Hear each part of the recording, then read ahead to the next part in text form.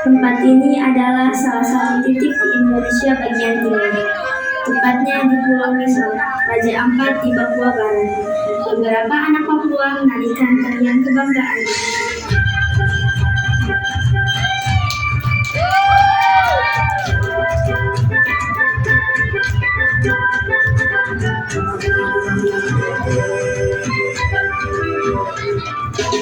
Di tengah tarian, datang beberapa orang dari kejauhan.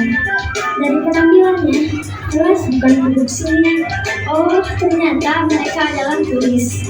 Marvelous, keren sekali. Bagus, bagus. Terima kasih pujiannya, Kalian anak-anak hebat sedang menarikan apa? Kita orang menarikan tarian sajojo yang berasal dari Papua. Oh, tarian tradisional ya? Betul, tarian ini sudah ada sejak abad ke-20 toh. Ya, Tarian ini terkenal karena gerakannya yang energik dan penuh keceriaan. karena tarian ini menceritakan tentang semangat kebersamaan, gotong royong, dan kegembiraan masyarakat Papua.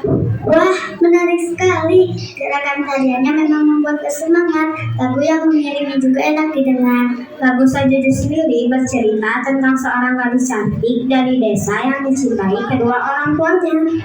Kecantikannya membuat banyak pria jatuh cinta padanya. Wow, cerita yang menarik. Ayah, aku jadi ingin belajar menarikannya. Bolehkah putriku ikut menari bersama kalian? Tentu saja boleh. Alvina akan bantu pakaikan gelang dan topeng bayi. Sini, saya bantu. Datanglah beberapa penduduk menghampiri. Sabar hati kan? Sepertinya kamu orang wisatawan, Kopu asal dari mana? Oh, asal. Kami berasal dari Jakarta. Perkenalkan, nama saya Nathan, putra sulungku Raden, dan adiknya Pagi. Putri bungsuku Sadira sedang ikut berlatih tarian sajojo di sana.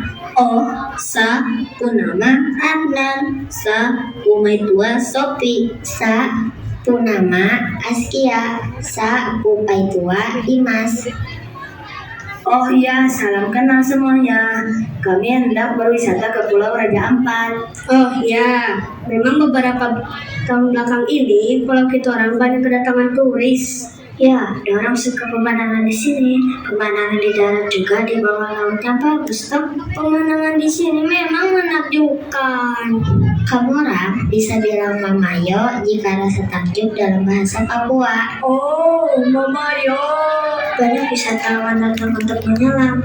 Orang suka lihat beragam biota laut. Menyelam, wah asik. Kita bisa melihat keadaan fauna. Ayah, aku mau menyelam. Ayah, aku juga mau ikut menyelam. Bolehkah kedua anakku pergi menyelam?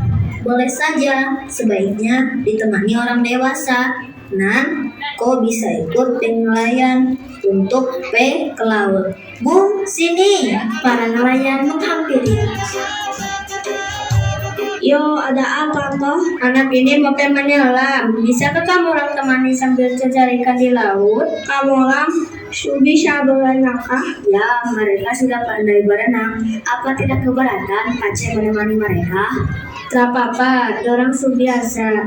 Raja Ampat memang surga bawah laut tercantik di dunia. Wah, Pace, sama-sama, Bu.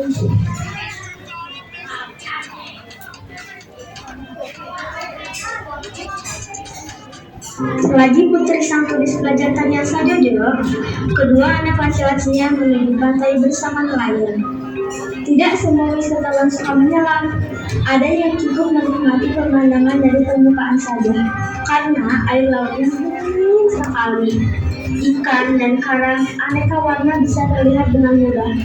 Di sana, mereka bertemu anak-anak setempat yang sedang bermain air di pantai. Wah, indah sekali lautnya, Ayah. Betapa menakjubkan ciptaan Tuhan. Aceh, datang dari siapakah?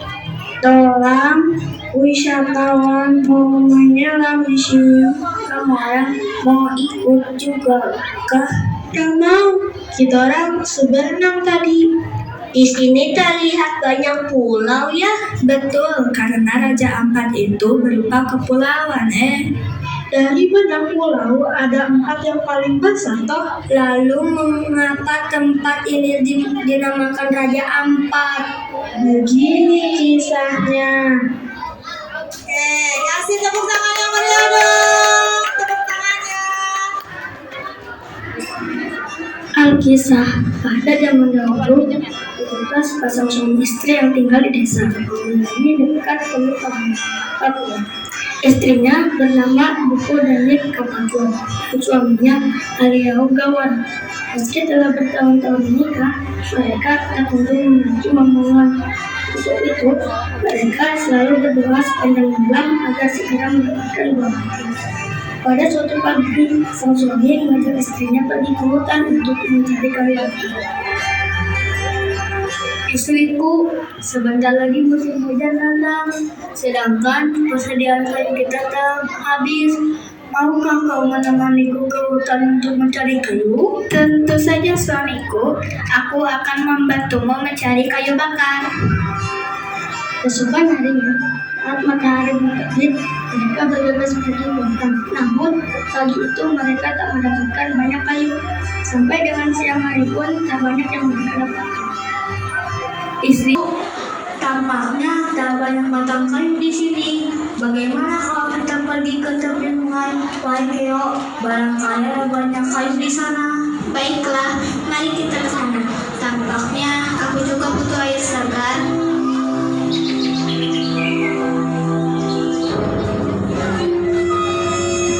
Istriku, kemarilah. Aku menemukan sesuatu. Cepat kemari. Kenapa kau bentuknya, suamiku? Ada apa? Lihatlah, aku menemukan nakoda telur besar. Telur apakah itu? Kenapa sangat besar? Aku juga tak tahu. Bisa jadi telur ini milik elang. Bagaimana kalau kita membawanya pulang? Barangkali telur ini enak untuk kita makan. Suamiku, aku akan menyiapkan bumbu. Aku sudah tak sabar menikmatinya. Baiklah istriku, setelah mengadakan kayu bakar ini, aku akan membantumu memasak. Suamiku, tampaknya telur-telur ini kan menetas. Kemarilah. Tak berselang lama, telur itu satu persatu mulai menetas. Betapa terkejutnya hati mereka. 5 telur menetas dan belum menjadi manusia. 4 laki-laki dan 1 perempuan. Sayangnya, telur ke-6 belum harus menjadi manusia. Suamiku, apakah ini jawaban doa-doa kita untuk memiliki momongan? Sepertinya benar. Kita harus merawat anak-anak ini dengan baik. Kita akan memberikan nama apa, suamiku? Keempat anak laki-laki ini kuberi nama Giwan pada anak pertama, yang kedua Musan, yang ketiga Mustari, dan yang keempat Gilimuri. Nama-nama yang bagus. Lalu untuk yang perempuan diberi nama siapa? Bintake. Seiring berjalannya waktu, 5 anak itu telah tumbuh menjadi dewasa. Mereka sangat cerdas dan baik hati. Setiap hari, mereka senantiasa membantu kedua orang tua untuk mencari makan. Intake, bisakah kau membantu ibu memasak? Tentu saja bu, akan kulakukan setelah menemui kakak-kakakku. Terima kasih anakku, kau senantiasa membantu ayah dan ibu. Tidak masalah, sama-sama bu. Suamiku, aku sangat bangga kepada anak-anak. Mereka patuh dan baik. Benar sekali istriku, kita harus bersyukur pada Tuhan atas karunia-Nya. Setiap hari, Giwan, Musan, Mustari, dan Gilimuri menggarap pertanian yang berada di 4 pulau besar di sekitar Teluk Pamulang. Pertanian yang mereka garap berkembang dengan sangat besar. Sementara Bintake setiap hari ia membantu sang ibu di dapur. Kak, apa kalian akan makan sekarang? Tidak, nanti saja setelah kami dari ladang. Baik, hati-hati di perjalanan. Aku akan kembali ke rumah membantu ibu. Ya, sampai jumpa lagi Pitake. Bagaimana pembagian tugasnya, Wan? Mustari, kau pergi ke ladang jagung di Pulau Misol. Baik, akan kulakukan. Tusan, kau pergi ke Pulau Waigeo tanamlah cabai. Ya, di sana lahannya alami. Lalu apa tugas-tugas? Ini Muri, kau dan aku akan ke Pulau Batata dan Salawati mengecek sayuran apa yang bisa ditanam di sana. Baik, mari kita pergi. Selesai dari sana kita pergi membantu penduduk desa. Apa yang bisa kami bantu, Dek? Oh, kau, Cilimuri dan Jiwan, kalian bisa bantu memanen bawang merah di sana. Baik, aku akan membantu mengangkut hasil panennya. Terima kasih, Wan. Kau sudah mau membantu aku dan ibuku. Tidak masalah, itu tugas lagi. Kalian anak-anak Wan terbaik. Apa yang bisa aku berikan sebagai terima kasih, Bu? Tidak perlu, Bu. Kami selalu diajarkan untuk menolong tanpa pamrih. Orang tua kalian pasti bangga berhasil mendidik kalian. Tahun pun berganti. Ayah dan ibu mereka semakin tua. Tubuh mereka semakin kurus dan keriput. Sebelum Aziz tiba, sang ayah pun membagikan warisan kepada keempat anaknya. Anak-anakku, ayah dan ibu sangat menyayangi kalian, tapi kami semakin tua, tidak bisa selamanya menemani. Ayah, ibu, Pintake, ibu merindukannya. Ya, kami dengar Pintake terdapat di Pulau Lumphon. Ya, bahkan sudah memiliki anak bernama Kurabesi, Bu. Kami harap dia baik-baik saja. Anak-anak lelakiku, dengarkanlah wasiatku. Ayah akan menyerahkan hak milik beberapa pulau kepada kalian. Iwan, iya ayah. Aku akan memberikan Pulau Waigeo padamu, Iwan. Lalu Tusan. Ya, ayah. Pulau Salawati kuberikan padamu, Tusan. Anakku Mustari, kemarilah. Iya, ayah. Pulau Misol untukmu, Mustari. Terakhir, anakku Kirimuri. Ya, ayah. Meski pulau ini terkecil, Kirimuri jadilah raja di Pulau Batanta. Tolong kalian jaga pulau yang ayah wariskan. Baiklah, kami akan menjaga apa yang telah kalian berikan. Tak berselang lama, ayah dan ibu pun meninggal dalam waktu yang mungkin bersingkat. Anak-anak itu pun mematuhi amanat sang ayah, yakni menjaga pulau yang ia wariskan untuk mereka. Seperti wasiat ayahku, aku, Iwan, akan menjadi raja Pulau Waigeo. Aku, Tusan, Raja Salawati, akan kulindungi cagar alamnya. Aku, raja di Pulau Misol, akan kujaga kejernihan airnya. Aku, Kirimuri, Raja Waigama, akan kujaga agar cendrawasih terbang bebas di Pulau Batanta. Mereka merawat dan menjaga pulau masing-masing dengan sangat baik. Lalu, mereka menjadi raja di setiap pulau. Sejak saat itulah, sebutan Raja Ampat yang berarti 4 orang raja mulai dikumpulkan.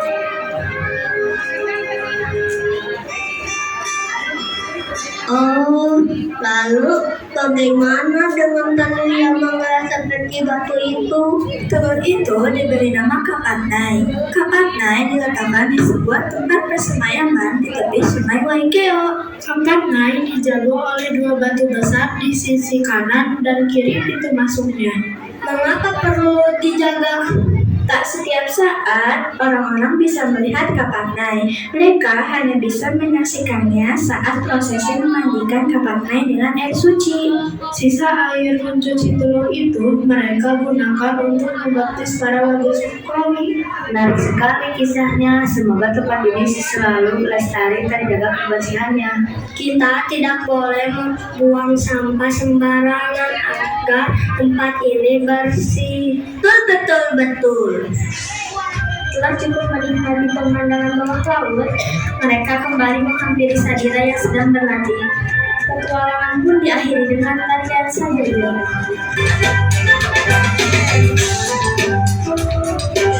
Oke, tepuk tangan yang mana dong? Yang meriah.